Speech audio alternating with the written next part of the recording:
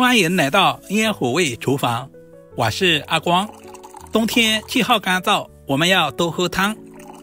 今天用雞蛋搭配豆腐，分享一道營養又好喝的雞蛋豆腐三鮮湯。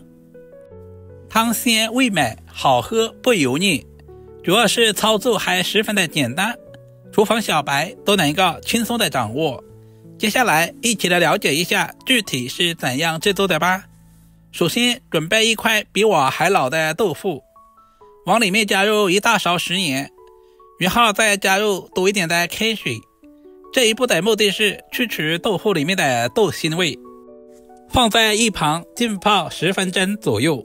接下來準備一個清洗乾淨的西紅柿，把西紅柿切成厚片，我們不需要切斷。然後再轉過來切成小條，同樣也不需要切斷。切好以後，我們再立起來，把西紅柿切成均勻的小丁。西紅柿富含番茄紅素，也是我們餐桌上最常見的一道食材。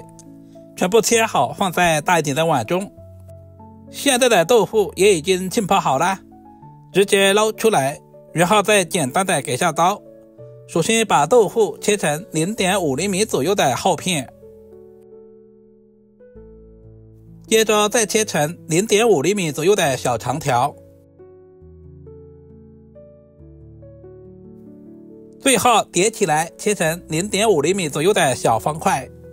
我們盡可能的切均勻一些，這樣在烹飪的過程中使其成熟度一致。全部切成視頻中這樣，放在大一點的碗中備用。接下來準備幾個母雞剛下的蛋，打在小碗中。雞蛋的數量也不需要太多，2到3個就可以。用筷子充分的攪拌均勻，攪拌成細粒狀，放在一旁備用。這是我提前1個小時浸泡好的香菇。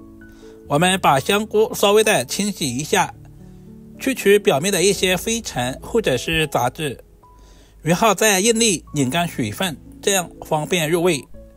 接下來簡單的給下刀，首先把香菇切成稍微細點的香菇絲，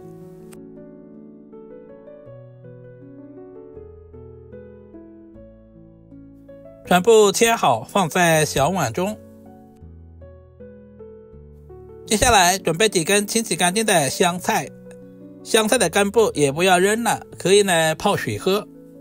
接着把香菜切成小長段，大約在1公分左右。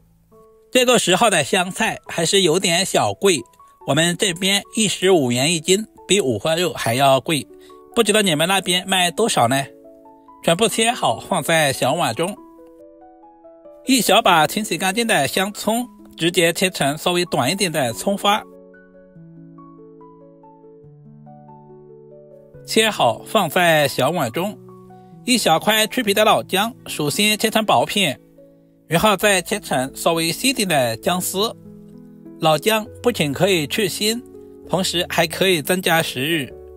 最後全部切成稍微細點的薑末，全部切好放在小碗中備用。接下來準備一個小碗，往碗中加入1大勺的玉米澱粉或者是土豆澱粉，加入大半碗的清水，用勺子充分的攪拌均勻，這也是我們所說的水澱粉。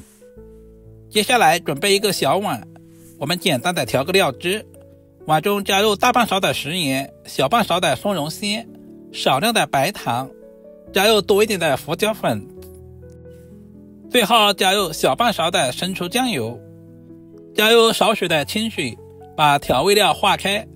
提前調好料汁也是節省炒菜的時間，這樣在炒菜的過程中就不會手忙腳亂。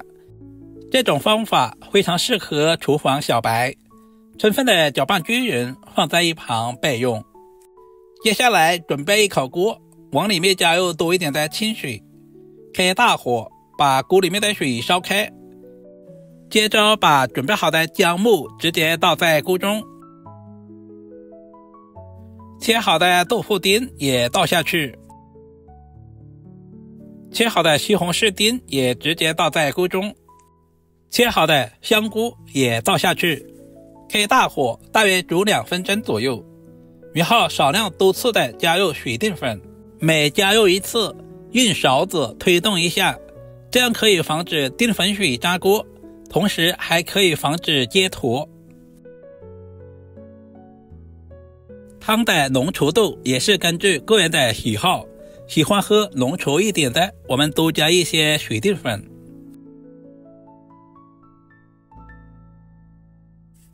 接下來把火調小一些，把準備好的雞蛋液直接倒在鍋中。其實倒雞蛋液也是有技巧的，我們要呈線狀倒入，這樣做出來的蛋花湯才會更加的漂亮。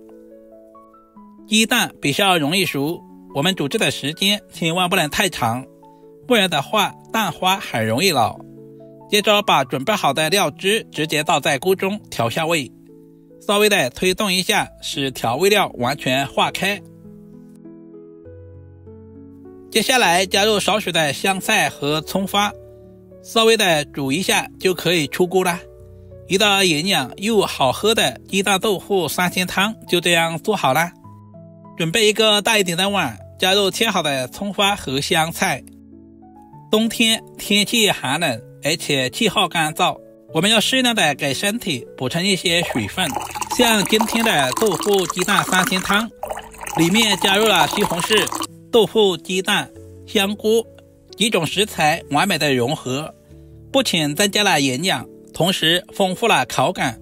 天冷的時候來上一鍋，真的是暖身暖心又暖胃。如果視頻對您的廚藝有那麼一點點幫助，就麻煩點讚、收藏、留言並轉發出去。我們下個視頻再見吧。